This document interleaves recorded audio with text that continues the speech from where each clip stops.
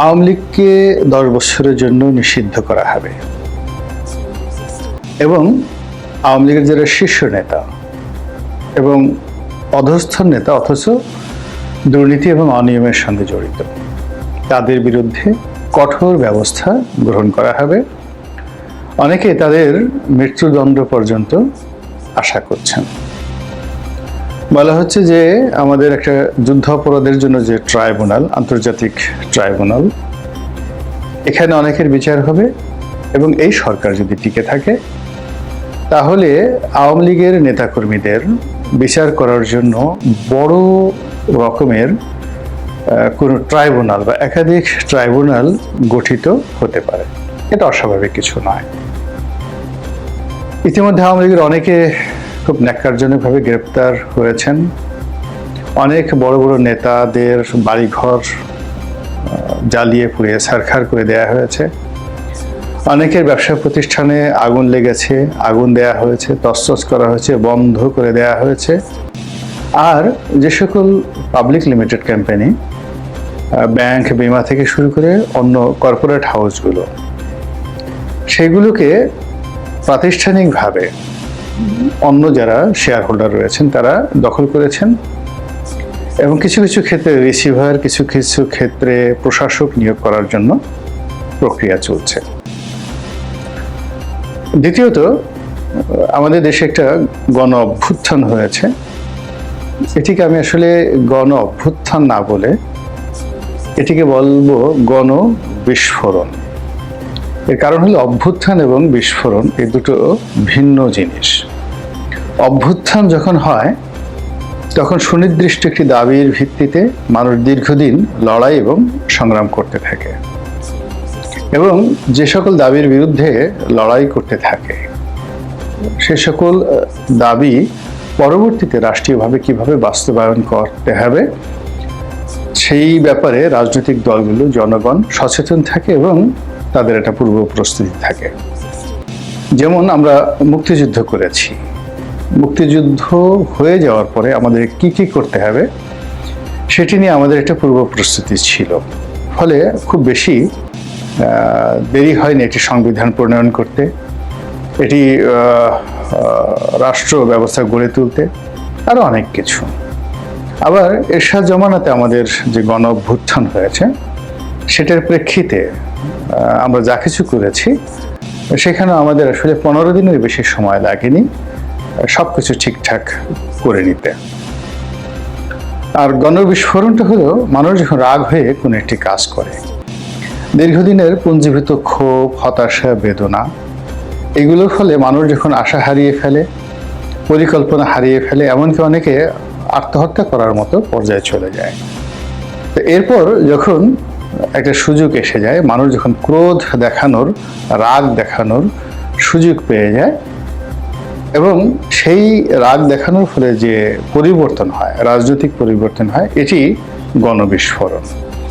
এখন আপনি যদি বাংলাদেশের এই সাম্প্রতিক সময়, যেটিকে কেউ দ্বিতীয় মুক্তিযুদ্ধ বলছেন, কেউ ছাত্র আন্দোলন বলছেন, কেউ গণ অভ্যুত্থান বলছেন, এটিকে আমি গণবিস্ফোরণ বলতে আগ্রহী। আমার কাছে গণবিস্ফোরণের চেয়ে অন্য কোনো কিছু মনে হচ্ছে না। এই কারণ হলো এই গণবিস্ফোরণের পর কি করতে হবে?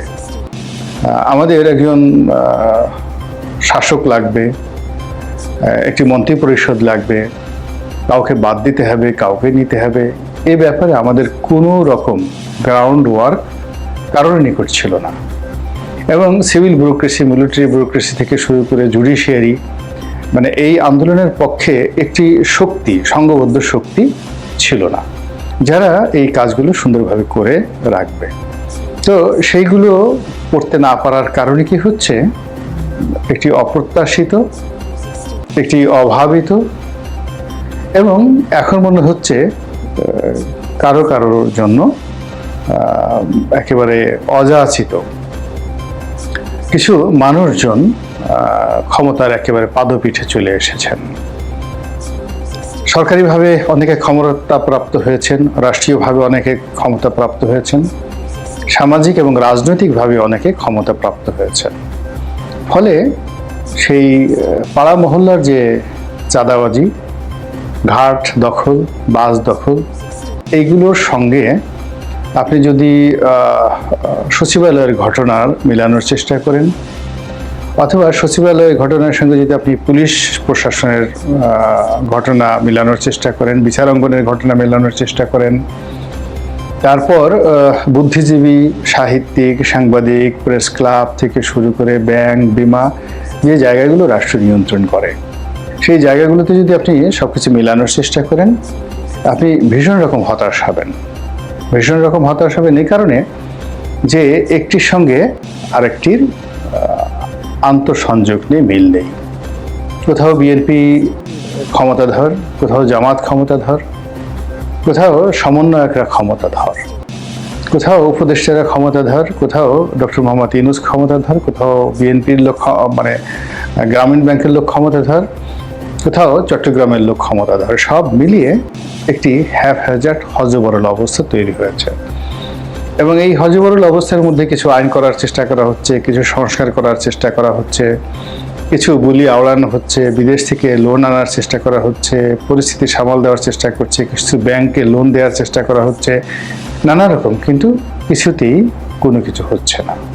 এর ফলে বারবার শুধু আওয়ামী লীগের নাম আসছে। প্রচারণার একটা ভাষা আছে, পাবলিকেশন, তারপর অ্যাডভার্টাইজমেন্ট, এই দুটো শব্দ। তো প্রচারণা এবং প্রকাশনা, মানে এটা যেভাবেই হোক না কেন, ইতিবাচক বা নেতিবাচক যেভাবেই হোক না কেন, আলটিমেটলি এই জিনিসগুলো আপনার পক্ষে আসবে।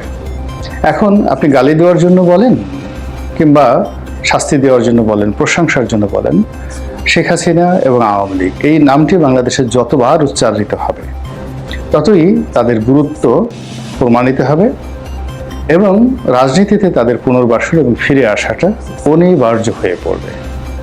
এবং বাস্তবে ঘটনা কিন্তু সেদিকেই যাচ্ছে বলে আমার কাছে মনে হচ্ছে।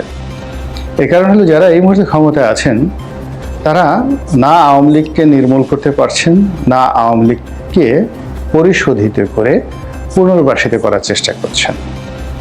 যদি ডক্টর মোহাম্মদ ইউনূস রাজনৈতিকভাবে প্রজ্ঞাবান হতেন, তিনি সবার আগে চেষ্টা করতেন, একেবারে সবার আগে, যেটা শহীদ প্রেসিডেন্ট জিয়াউর রহমান করেছিলেন। তিনি এই আওয়ামী লীগকে শেখ হাসিনা মুক্ত করতেন, শেখ পরিবার মুক্ত করতেন, দুর্নীতিবাজদের মুক্ত করতেন, এবং তিনি আহ্বান করতেন যে গণভবনের দরজা তাদের জন্য খোলা। আওয়ামী লীগ যারা 2009 থেকে এই পর্যন্ত একটি দুর্নীতি করেননি, এই পার্টির জন্য যাদের কন্ট্রিবিউশন আছে এবং এই পার্টি সংগঠিত করতে ইচ্ছুক, রাষ্ট্র তাদেরকে সহযোগিতা করবে। এবং এই কথাটা বলার সঙ্গে সঙ্গে সেই ব্রিটিশদের যে ডিভাইড অ্যান্ড পলিসি রোল, এটি হয়ে যেত এবং আওয়ামী লীগের মধ্যে দুটো